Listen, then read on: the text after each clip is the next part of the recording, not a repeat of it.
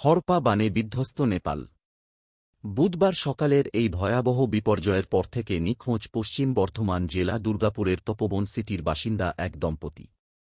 মঙ্গলবার রাতেও পরিবারের সঙ্গে তাঁদের শেষ কথা হয়েছিল, কিন্তু বুধবার সকাল থেকে হঠাৎই তাঁদের সঙ্গে ফোনে যোগাযোগ করা যাচ্ছে না। জানা গেছে, তপোবন সিটির 52 নম্বর 9D টাওয়ারের বাসিন্দা অরিন্দম গাঙ্গুলি, তাঁর স্ত্রী মৌসুমী গাঙ্গুলি নেপালে বেড়াতে যান।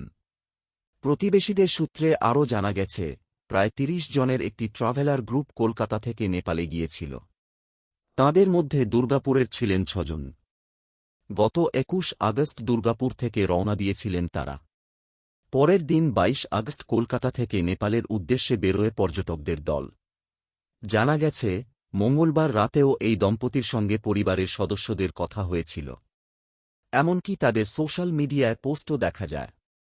কিন্তু বুধবার সকাল থেকে ফোনে আর যোগাযোগ করা যাচ্ছে না। ইতিমধ্যেই খবর পেয়ে তপোবন সিটিতে আসে মলানদিঘি ফাঁড়ির পুলিশ। প্রতিবেশীদের সঙ্গে কথা বলে পরিবারের সদস্যদের বিষয়ে খোঁজ নেওয়া হয়। অরিন্দম গাঙ্গুলি ও মৌসুমী গাঙ্গুলি ডিভিসির অবসরপ্রাপ্ত কর্মী বলে জানা গেছে।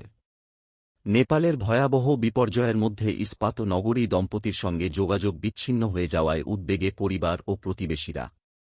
পুলিশ প্রশাসনের তরফে তাদের খোঁজ শুরু করা হয়েছে। অন্যদিকে এখনও গোটা রাজ্য থেকে নেপালে যাওয়া 32 জনেরও বেশি জনের খোঁজ পাওয়া যাচ্ছে না বলে জানা গেছে। পরে যদিও জানা গিয়েছে তারা সুস্থ আছেন। খুবই হাসি খুশি এবং যাবে মানস সরোবর ও এখানকার তপবনে সবাই যারা ক্লোজ সবাইকে বলেছিল যে আমরা এই যাচ্ছি, এবং ফিজিক্যাল ট্রেনিং হাঁটা চলা এইসব করছিল। আমরাও তো খুব ওর দেখে দেখলো যে স্ট্যামিনা দেখে আমরা বললাম বাপ রে বাপ, আপনি যাবেন কবে? 1 মাস আগে থেকে বললো দাদা এরকম না, এনার্জি থাকলো অনেক কিছু সবসময় হাসি খুশি থাকতো। এখন ও গেল, আমি সোমবারে ফোন করেছিলাম কিন্তু ফোনটা ভিজে গেলো, যাই হোক তখন বর্ডারে কোথাও ছিল হয়তো। তারপর আর যোগাযোগ করতে সেদিন সেন্সাসের লোক এসেছিলো, সেই জন্য আরও করেছিল যাতে উনি ওর আপডেটটা দিয়ে দিতে পারে ফোনেই। তারপর তো আজকে শুনে আমি তো একদম পুরো মর্মাহত। কি শুনলেন আজকে? আজকে শুনলাম যে ওনার সাথে কোনো যোগাযোগ নেই, এরকম একটা তপবন থেকে 2 জন মিসিং নেপালে। এখন উনি যে চলে যায় ট্যুরিস্টের আন্ডারে গেছিলেন ওনার তত্ত্বাবধানে, তো উনি যে নেপাল হয়ে যাবেন সেটা অতটা আমি ডিটেলস জানতাম না। হ্যাঁ, মানস সরোবর যাচ্ছেন এইটাই জানতাম। তা আজকে যখন শুনলাম যে না নেপালের ছিলেন, ওনার মেয়ের সাথে আজকে যখন কথা হয়েছে, বলে যে কালকে রাত 11টা পর্যন্ত মনে হয় সম্ভবত বললেন যে যোগাযোগ হয়েছে, তারপর আর কোনো যোগাযোগ নেই। তা এখন এই মুহূর্তে যে মানুষের উদ্বেগ, সেই হিসাবে আমরা প্রতিবেশী হিসেবে আমাদের তো আরও বেশি, এবং খুবই ক্লোজ আমাদের এখানে সোসাইটির মধ্যে খুব ভীষণভাবে অ্যাক্টিভ ছিলেন। আপনারা কি খুব উদ্বেগে আছেন? খুবই উদ্বেগের আছি, আমরা তো চিন্তাই করতে পারছি না ওর মতো মানুষ। আমরা আশা করব যে সুস্থ সবল হিসাবে মানুষ সশরীরে এখানে ফিরে আসবে, এই কামনা আমাদের সকলের তরফ থেকে, তপবনবাসীর তরফ থেকে আমাদের থাকবে। হ্যাঁ, আমরা ঈশ্বরের কাছে প্রার্থনা করি উনি সুস্থ সবল এখানে ফিরে আসুন। পুলিশ এসেছিলেন? হ্যাঁ, পুলিশ এসেছিলেন কিছুক্ষণ আগে, উনি ইনকোয়ারি করে গেলেন। ওনার কাছে যেটুকুনি খবর আছে বলে যে আমরা দেখছি, এবং আমাদের কাছে কিছু খবর থাকলে আমাদেরও জানাতে বলেছে। এইটুকুনি, আমরা এখন পুরোটাই অন্ধকারে আছি। এবং এখানকার সাংবাদিক কৌশিকবাবু, উনি তো এখানকার সব ব্যাপারে যুক্ত থাকেন। আপনার নাম? আমার নাম গৌতম অধিকারী, আমি 52। মিসেস সম্পর্কে এখনও পর্যন্ত তো আমরা কোনো খবর পাচ্ছি না। আমি ওকে হোয়াটসঅ্যাপেও মেসেজ করেছি বা হোয়াটসঅ্যাপেও কন্ট্যাক্ট করার চেষ্টা করেছি, বিকাল থেকেই চেষ্টা করছি, যখন থেকে আমি শুনেছি যে তিব্বত বর্ডারে একটা এমনি ক্লাউড বাস্ট হয়েছে। হ্যাঁ, তো সেই জন্য আমি চেষ্টা করেছি ওকে কন্ট্যাক্ট করার জন্য, কিন্তু কোনো রকম কন্ট্যাক্ট পাচ্ছি না। সেই জন্য আমরা খুবই উদ্বেগে আছি আর কি।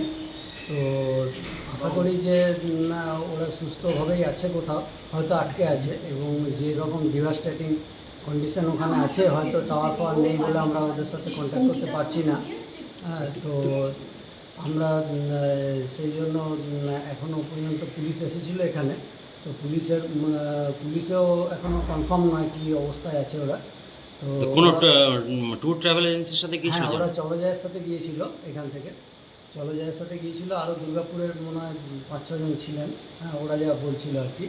তো সবাই মিলে গিয়েছিল, ওদের 36 হেডের মতো গ্রুপ ছিল আর কি।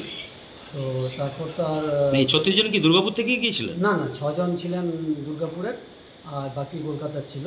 আচ্ছা। হ্যাঁ, যা ওর কাছে আমি শুনেছিলাম আর কি। তো ওরা নেপাল হয়ে যাওয়ার কথা ছিল। আর কালকে ফেসবুকও পোস্ট করেছিল ওনার মিসেস, সে অনুযায়ী কালকে ওদের ডিপার্ট করার কথা ছিল নেপাল থেকে সিয়াবরুসুতে কালকে ডিপার্ট করেছে এবং আজকে ওদের ওখান থেকে বেরিয়ে যাওয়ার কথা ছিল কৈলাসের উদ্দেশ্যে। তো কৈলাসের উদ্দেশ্যে বেরিয়ে যাওয়ার কথা ছিল, কিন্তু আজকে এই ধরনের ক্লাউড বাস্ট হওয়ার পর থেকে আর ওর মেয়েও কোনো ওদের সাথে কন্ট্যাক্ট করতে পারেনি, প্লাস আমরাও ওদের সাথে কোনো কন্ট্যাক্ট করতে পারছি না, সেই জন্য আমরা খুব উদ্বিগ্ন আছি। হ্যাঁ, তো এখন এই কন্ডিশনে আমরা কি করব সেটাও ভেবে পাচ্ছি উদ্বিগ্ন না। খুবই আপনার। হ্যাঁ, খুব উদ্বিগ্ন হয়ে আছি। আশা করি যে ভগবানের ইচ্ছায় ওরা সুস্থ সবলভাবে ফিরে আসবে, এটাই আমি ভগবানের কাছে প্রার্থনা করি। আপনার নাম? আমার নাম অনুপ ব্যানার্জি।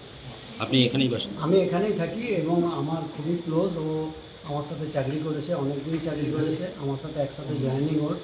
হ্যাঁ, এবং আমরা আমার কিছুদিন আগে পরেই আমাদের রিটায়ারমেন্ট। কোথায় চাকরি করতেন উনি? আমরা ডিভিসিতে দুজনেই চাকরি করতাম। হ্যাঁ, ঠিক আছে। NTPC